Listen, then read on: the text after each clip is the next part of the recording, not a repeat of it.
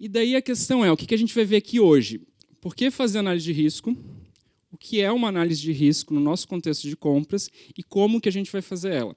Nesse espaço de 1h30, 2 horas, a ideia é que a gente consiga fazer um mapa de risco previsto no nosso decreto de fase preparatória. Por que fazer análise de risco? Seria ótimo dizer que a gente vai fazer análise de risco porque a gente faz gestão de risco no órgão. Infelizmente, não é essa a situação. Mas, felizmente, isso foi introduzido na nova lei de compras, na nova lei de licitações.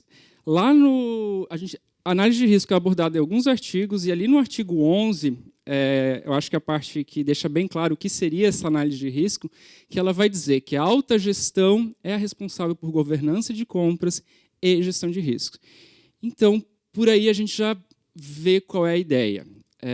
A lei de licitações ela vai introduzir uma ferramenta muitíssimo importante para a gestão dessa forma. Por isso que, ainda que a gente não comece, então, vendo o que seria uma análise de risco no sentido mais amplo, eu acho que é um ótimo início.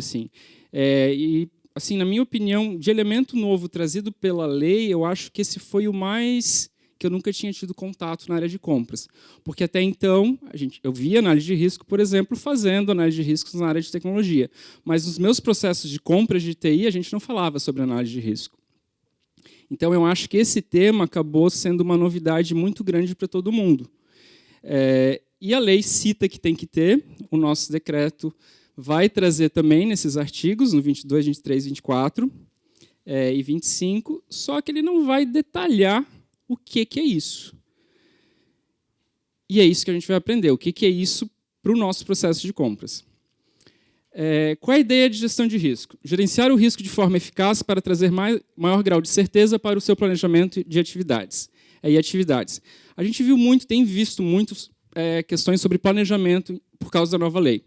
O PCA já estava sendo elaborado e, nos últimos anos, ele foi ampliado para todos os órgãos do Estado. A gente começou a fazer o planejamento. Então, o nosso processo de planejamento está mais maduro hoje do que era há 2, 3 anos.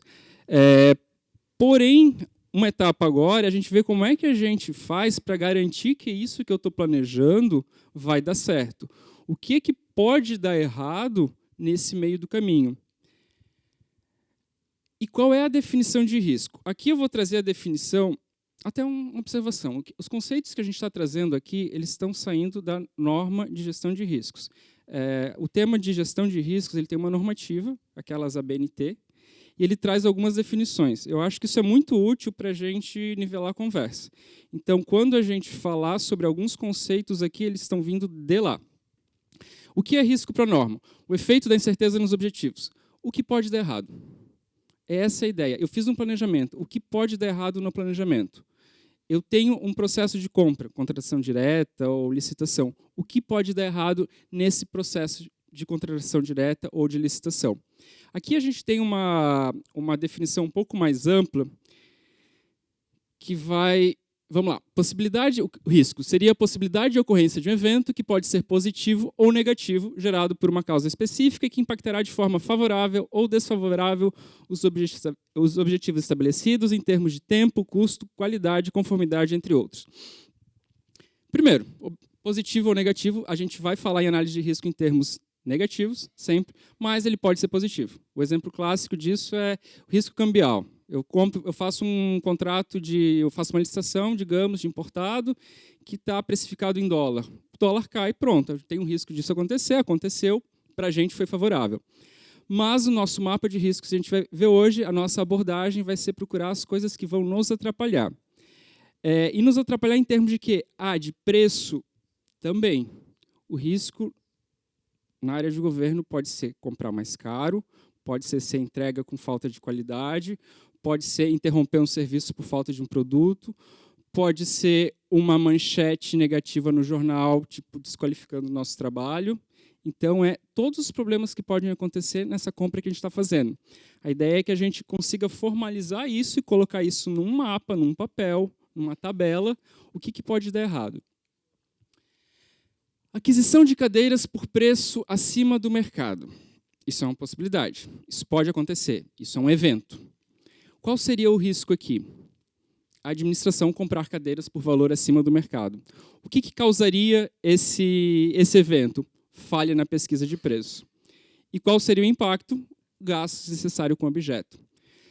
O impacto pode ser esse. O impacto pode ser eu não ter espaço para os servidores que acabaram de ser nomeados. Teve uma organização recentemente que nomeou alguns servidores, eles estavam correndo atrás de, acho que eram 30, eles precisavam de 30 estações, computadores, eu acho que eles tinham, mas eles não tinham nada de mobiliário. Então, não tem uma causa única, não tem um impacto único, mas o risco é esse. Então, a ideia é que eu consiga descobrir tudo que vai atrapalhar, em termos bem concretos. Ah, mas a falha na pesquisa de preços não é um risco? Sim, a falha na pesquisa de preços é um risco. Só que eu não estou falando sobre o risco teórico na licitação. Eu estou falando sobre o meu processo de licitação de compra de imobiliário. Então, o risco, se eu fizer uma precificação incorreta, o risco é eu não ter essas cadeiras ou eu comprar ela acima do preço.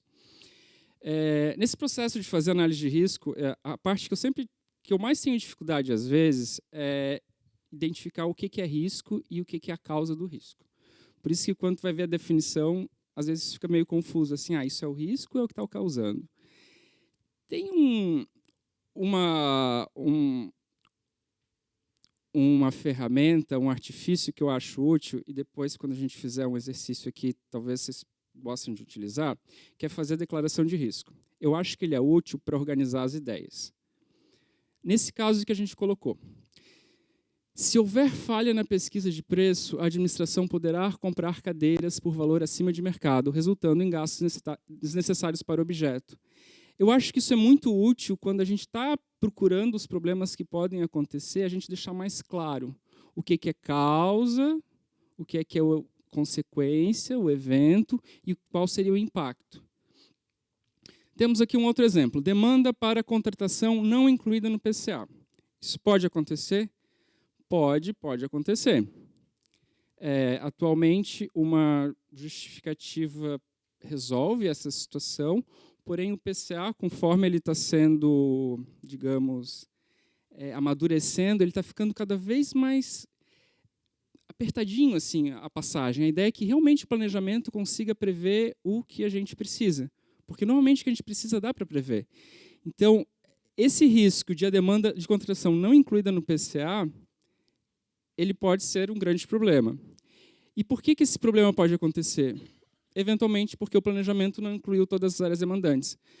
Poxa, eu estou num órgão que eu tenho que centralizar a compra de, sei lá, 50 unidades. Eventualmente, escapou 1, 2, 3, 4, 5. Como a gente não tem hoje um sistema... Por exemplo, o WebLeak, eu acho que a ferramenta que foi feita do PCA é um grande avanço. Eu consegui informatizar aquilo. Porém, ele tem um grande problema, que ele está centralizado na mão de uma área. O ideal é que a nossa estrutura do sistema tivesse requisitantes, e cada requisitante colocasse a sua quantidade, e isso fosse para uma área consolidar, e ela validasse essas informações. Daí a gente consegue prevenir essa situação. Mas, enquanto esse sistema, o nosso sistema de compras, não está numa estrutura de requisitante, eu tenho esse risco muito grande.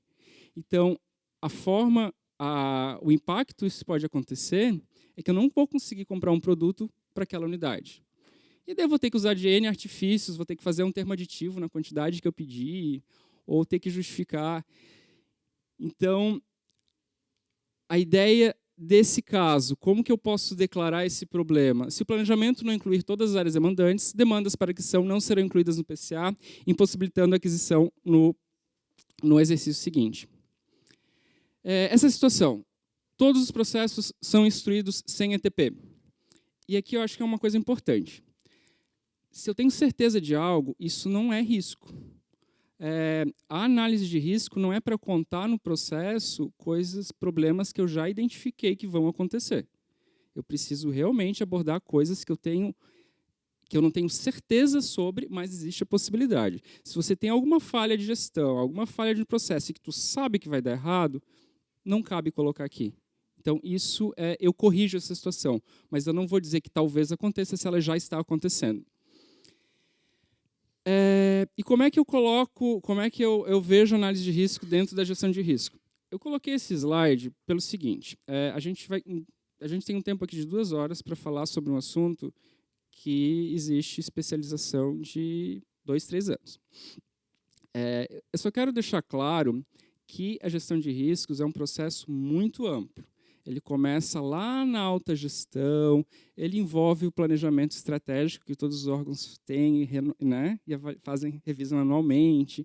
Ele começa lá de cima, porque a questão de risco ela precisa muito de contexto. Qual é o meu objetivo? O que eu tenho que fazer? Se eu não tenho esse contexto, fica um pouquinho prejudicado a minha gestão de risco.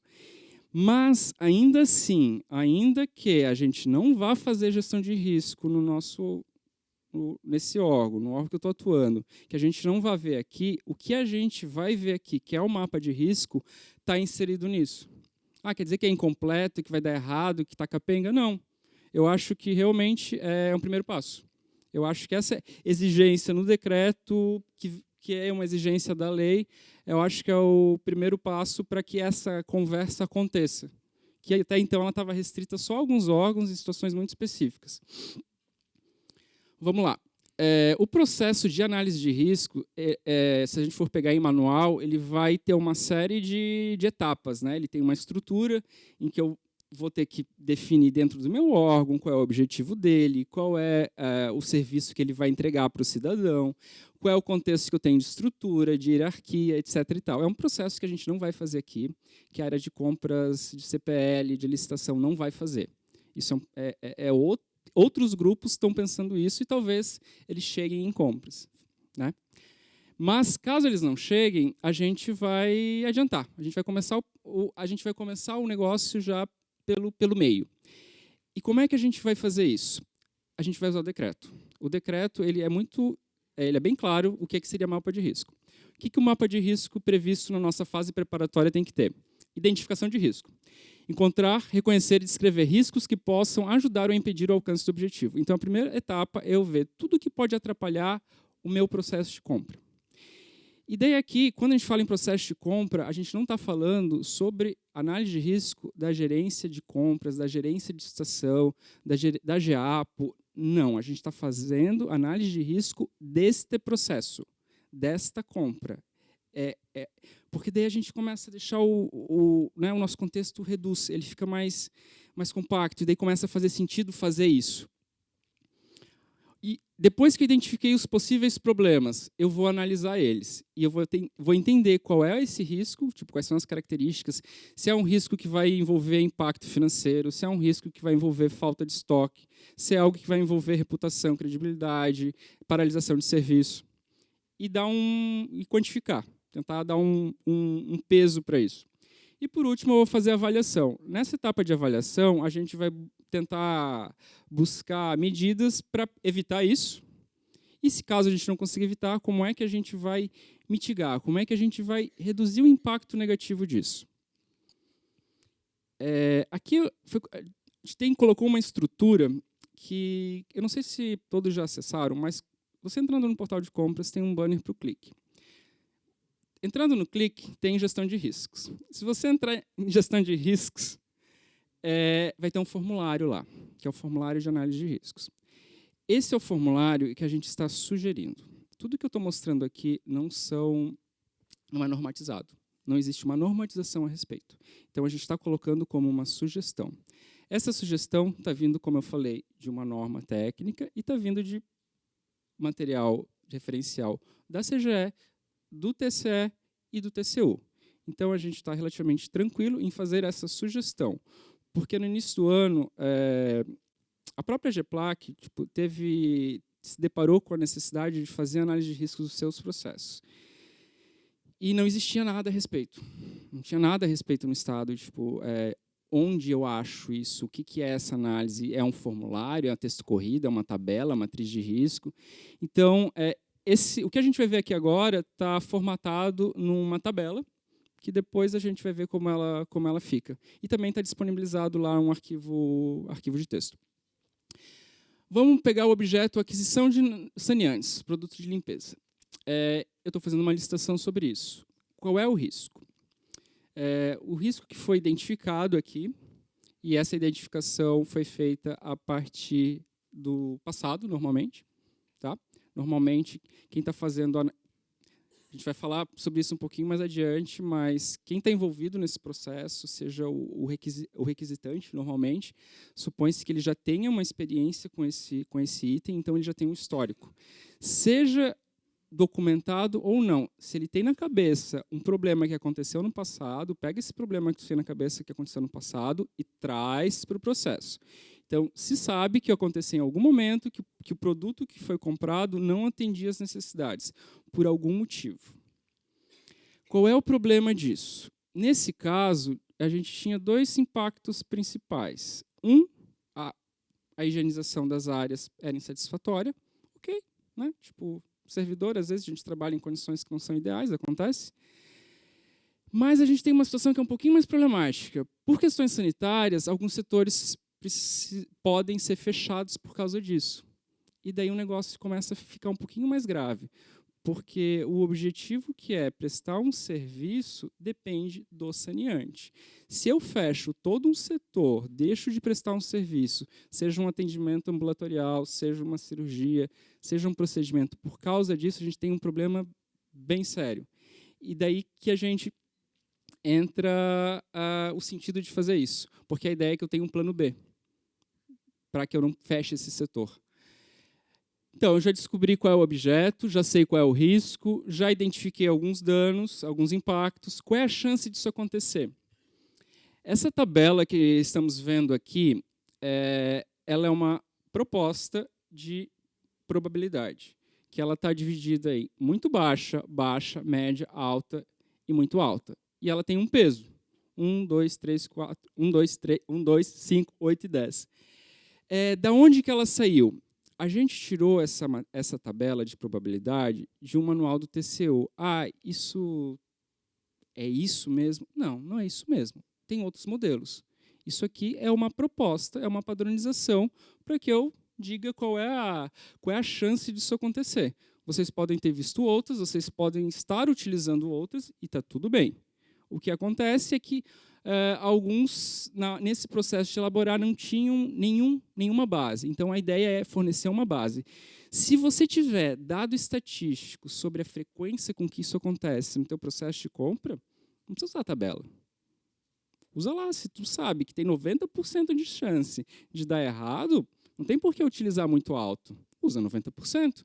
A questão é que a gente carece de dado estatístico no Estado sobre problemas. Então, a ideia de usar muito alto ou muito baixo é uma forma qualitativa. Tirada da onde? Da tua cabeça. É isso mesmo, da tua cabeça, da tua experiência. Eu sinto que isso acontece com muita frequência, então coloca. Preciso justificar? Se tu tiver como justificar, ótimo, mas a questão é que a gente precisa tirar essas informações de algum lugar. Quando a gente tiver um sistema, digamos, essas informações sistematizadas, a gente começa a conseguir quantificar isso bonitinho e ter uma memória de cálculo. Até lá, a gente vai tirar da nossa cabeça. A gente vai fazer uma reunião com as áreas e as pessoas vão dar a sua opinião e dizer, eu acho que isso acontece com muita frequência. E daí eu coloco, muita frequência? Então eu vou colocar como alta. Isso, gente, não é... Pode, num primeiro momento, parecer frágil, mas a gente faz isso o tempo todo. O tempo todo a gente está decidindo o que é importante e o que não é. O que a gente está fazendo aqui é formalizar isso. É formalizar que eu sei que isso acontece com muita frequência ou não.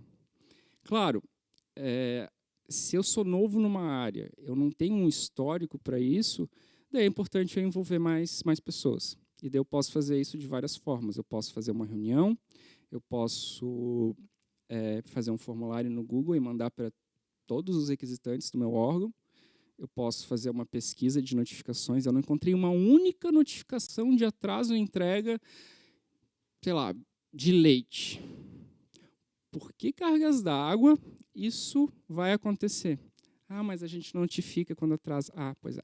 Daí não é confiável. Agora, se você tem a prática de notificar quando atrasa, você pode usar essa informação para identificar a frequência que isso vai acontecer.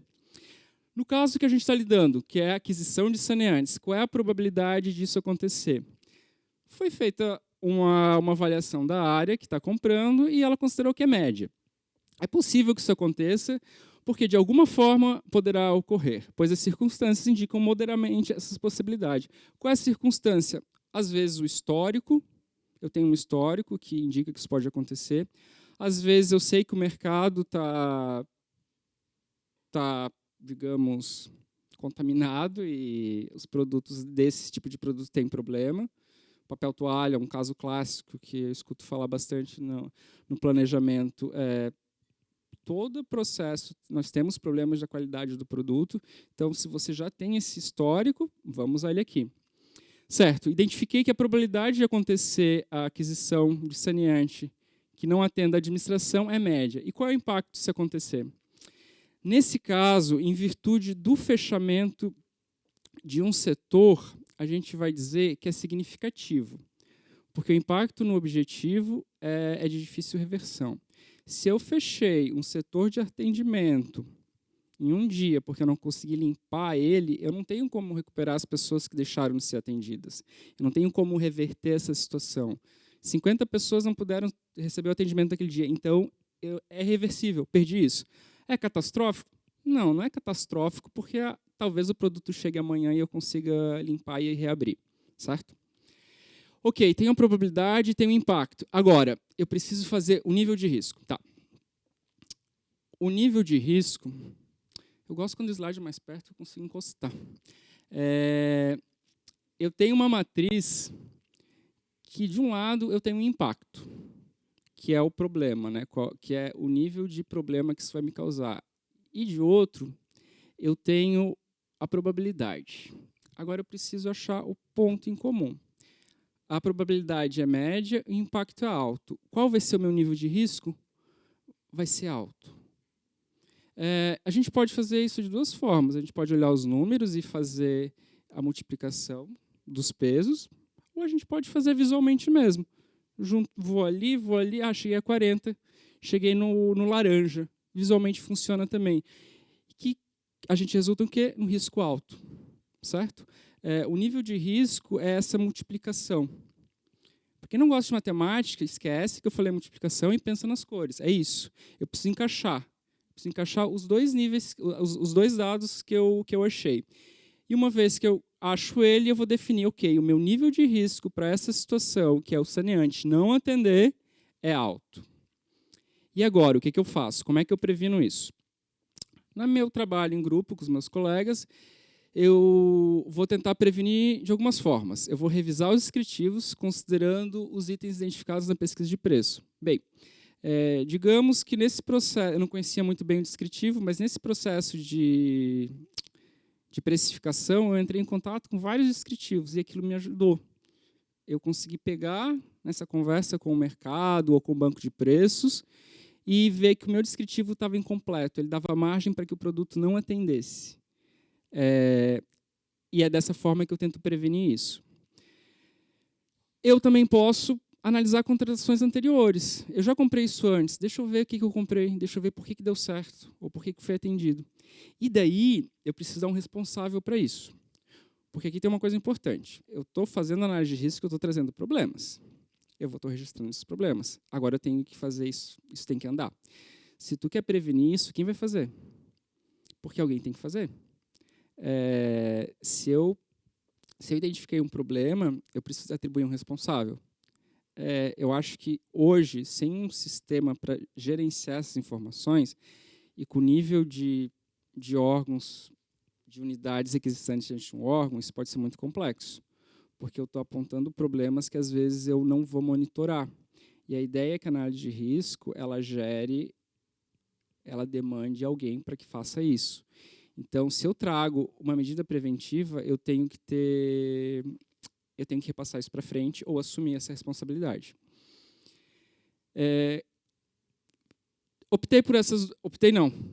Identifiquei essas duas medidas preventivas, essas duas medidas que vão tentar evitar esse problema. E agora? Elas não deram certo. Talvez elas não deem certo. Eu preciso de uma medida... Desculpa pela medida preventiva, ela seria a medida mitigatória, certo? Medida mitigatória é a ação que eu vou tomar para minimizar o problema. Eu não consigo evitar ele, mas eu consigo diminuir o impacto. Eu estou sem o produto saneante para higienizar as salas que precisam ser limpas. O que eu vou fazer para isso? Eu vou adquirir o produto por contratação direta conforme a necessidade da unidade demandante. É isso. Mas eu poderia pedir emprestado. Ok, se você tem esse conhecimento, que existem outros órgãos, outros almoxarifados que tu pode apelar, isso pode ser uma medida mitigatória. Eu vou apelar para alguém me emprestar. Agora, se você não tem isso, a solução mais rápida para isso é a contratação direta, certo? Agora que eu passei por essas 8 etapas, eu vou ter um documento. Essa aí é a foto de um documento que está disponível ali no Clique, em que a gente vai explicar um pouquinho do que está acontecendo. Esse é um processo de análise de risco, que ele vai materializar os problemas, etc.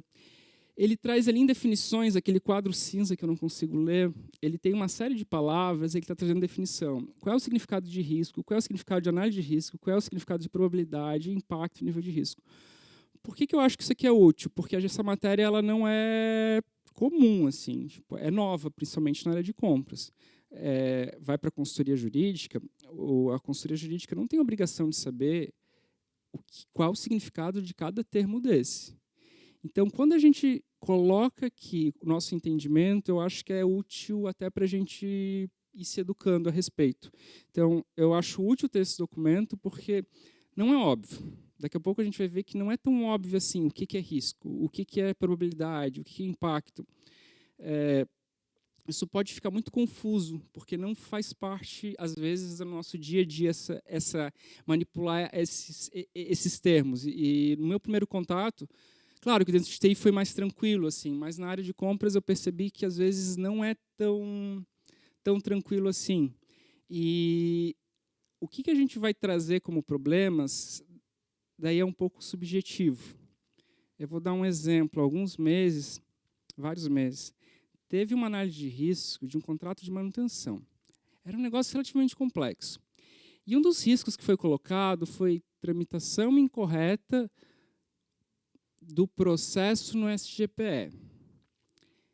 Eu fiquei um pouco surpreso, assim, gente, tramitação de setor, tipo, sério? Tipo, pô, era um negócio de manutenção complexa, assim, eu não vou dizer o que era, porque daí a gente vai saber quem fez. Mas era um negócio complexo, tipo, e sério, tramitação de setor incorreta, tipo, não tem uma pessoa para recusar esse processo? Tu não vai acompanhar?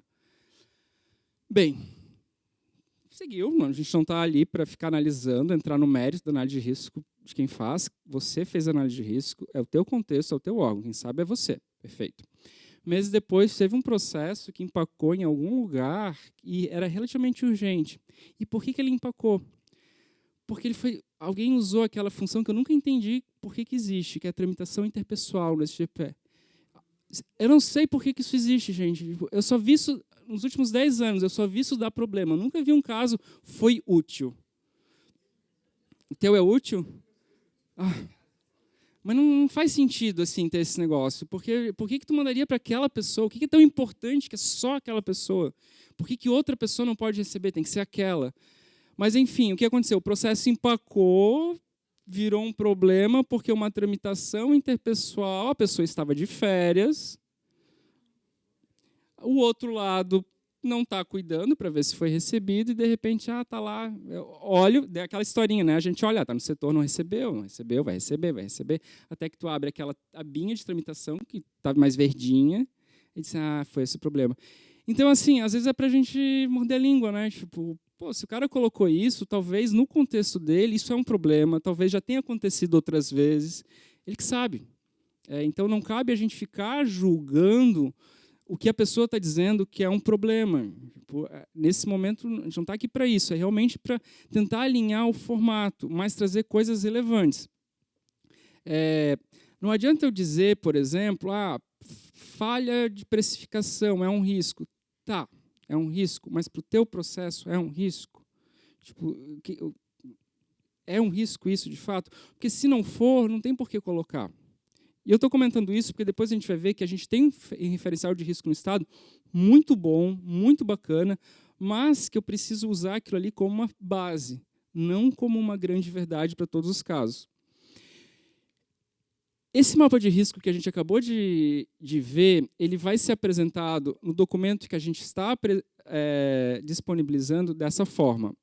Ele vem uma descrição do objeto e a gente coloca em colunas. Eu, pessoalmente, acho que a visualização em colunas fica mais fácil. Então, a gente tem, no primeira coluna, o risco, objeto contratado não corresponde às necessidades da administração. Eu tenho o impacto, o dano, que isso pode acontecer. Eu tenho a probabilidade, o impacto, o nível de risco, as medidas preventivas e as medidas mitigatórias. Desculpa.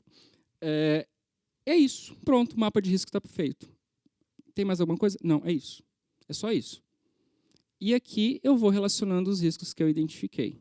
Então, eu vou fazer esse mesmo processo de avaliação para cada um dos riscos que eu identifiquei. E quantos riscos são? Não tem um número. Isso é subjetivo. 1, 2, 3, 4, 5. É só importante que a gente está amadurecendo esse processo. Sabe que a gente não vai esgotar o assunto. Então, vamos, às vezes, adequar, ter bom senso conforme o objeto. E quando é que eu faço análise de risco? Na minha opinião, sempre. Eu tenho uma certa dificuldade em fazer uma justificativa para não fazer análise de risco. Eu não faço processo de compra com frequência, então talvez por isso que eu tenha dificuldade. Eu tive que fazer um recentemente, que era... A diretora Franciele comentou sobre licenças do ChatGPT. Eu estava instruindo esse processo de aquisição de licenças. São poucas licenças, são 10 licenças, 12 licenças. Um valor relativamente baixo, vai ser contratação direta.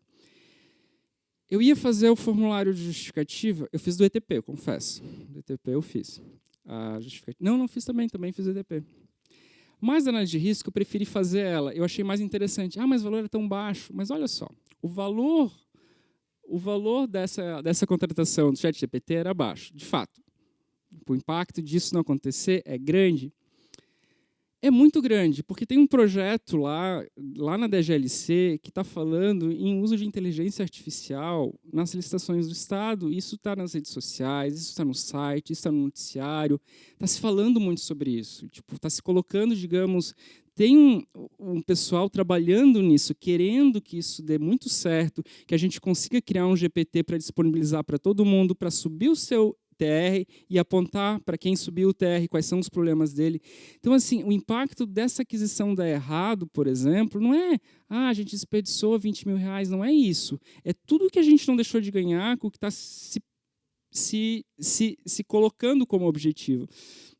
Então, ao fazer essa análise de risco, por exemplo, pouca utilização de licença. Poxa, a gente já vai comprar pensando que não vai utilizar? Exatamente. A gente já vai prever isso, porque acontece. Quem trabalha com licença, ou mesmo outros produtos, sabe que às vezes a gente compra coisa e fica no cantinho. E na área de sistema, às vezes fica no cantinho porque a pessoa não sabe usar. Então, qual foi aqui a medida preventiva para a gente tentar evitar isso? No nosso caso, a gente já tinha feito testes, então a gente sabe que vai ser utilizada, mas caso a gente identifique, poxa, as áreas não estão utilizando, a gente vai monitorar. A gente tem um painel de ver quais são as áreas que não estão acessando a ferramenta. Poxa, por que você não está acessando? E daí a gente vai instruir, porque tem gente que a ferramenta é nova, vamos fazer as oficinas que a gente já está fazendo, vamos refazer, vamos ver o que está acontecendo. Então, a ideia da análise de risco é isso também. Não é só prevenir falta de estoque ou sobrepreço. É garantir que o produto que está sendo comprado vai ser usado. Qual o roteiro que eu sigo para fazer a análise de risco? A primeira coisa é identificar. E como é que eu faço? Vou fazer sozinho? Assim, eu imagino que boa parte aqui seja da área de compras, mas não necessariamente o requisitante da compra. Eu acho complicado você achar que sabe. Acabei de falar no ChatGPT, vou fazer análise de risco no ChatGPT? Vai fazer e vai ficar, a forma talvez fique ótima. Fica bem bacana. Só que, quando você traz as informações da internet, dessa grande base de dados que está disponibilizada, ela vai ser genérica. Então, tu não vai saber para que qual é o risco de fato no seu órgão. Então, a minha sugestão é, quando eu for fazer análise de risco, eu envolvo as áreas e, se ela não mandou, a gente pode, quem sabe, tentar ajudar. A gente faz uma reunião. Porque, assim, essa parte, na minha opinião, de análise de risco é muito fácil, porque são os problemas. Todo mundo sabe quais são os problemas.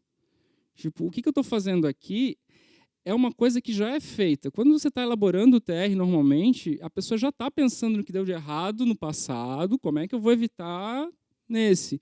Então, assim, é só colocar isso de uma forma sistematizada e formatada. É formalizar aquilo que a gente já sabe e deixar público. Então, eu vou utilizar o ChatGPT para isso, talvez para formato, talvez para redação, talvez para te dar ideias sobre o assunto. Pô, um objeto é aquisição de veículo. O que pode dar errado numa aquisição de veículo? Tu vai ter respostas, e as respostas vão ser muito boas. Agora, pega essa resposta muito boa e puxa ela para o processo. Que daí eu acho que a coisa fica um pouquinho mais consistente. No Estado, a gente tem 2 materiais. O primeiro, que é o referencial de prevenção à fraude e desvios nas contratações públicas. Eu acho esse material muito bom. Ele foi feito, na época, pela Secretaria Executiva, de Integridade, pela SIG e pela DGLC. Ele está no site da CGE e ele também está no Clique como um link. Tem um outro material que eu acho que o TCE se inspirou, porque está bem parecido, que também é muito bom. Só que são muito parecidos esses 2 materiais. O que eles fazem? Eles relacionam uma série de riscos e detalham de uma maneira muito didática, muito colorida, tipo, que fica muito mais fácil de ler. O que é o risco, qual é a causa, qual é o dano, qual é a medida preventiva, qual é a medida mitigatória. Então, eu acho esse material muito útil. Quando a gente está fazendo um processo de compra, ele é muito útil porque ele vai trazer problemas que são comuns a todos os processos de compras. Ele não vai dizer questões específicas do teu item, mas eu acho que é um ótimo ponto de partida. Então, fazer essa consulta aqui, eu acho que é muito interessante. E, eventualmente, criar um banco de risco. Eu espero que, no futuro próximo, a gente tenha esse banco de risco, talvez no sistema do Estado, em que a gente consiga consultar esse objeto, digamos que vá por grupo classe, quais são os riscos associados a esse grupo classe. Eu acho que vai ficar mais útil. E eu acho que vai começar a dar mais sentido a esse processo, né? Mas esses 2 materiais são muito bons, os links estão lá, tipo, eu acho que a leitura é interessante, você lê uma vez, vai ficar muito mais claro quais são os problemas que podem acontecer. Essas 2 tabelas que eu comentei, elas estão como anexo no mapa de riscos do Clique. Então, vocês podem utilizar. Só voltando, a gente tem outros canais, outros documentos do TCE, do CNJ. O judiciário é muito bom de produzir material e publicizar, então eu acho bacana. Que a gente vai ver que são matrizes, às vezes, diferentes. Elas podem ser usadas igualmente, tipo, fiquem à vontade. A ideia de a gente trazer isso nesse momento é porque ainda não teve uma normatização sobre o que a gente tem que trazer numa análise de risco de maneira concreta, qual é o número de nível de risco. Mas eu acho que, se a gente for por esse caminho, a chance de dar certo é grande.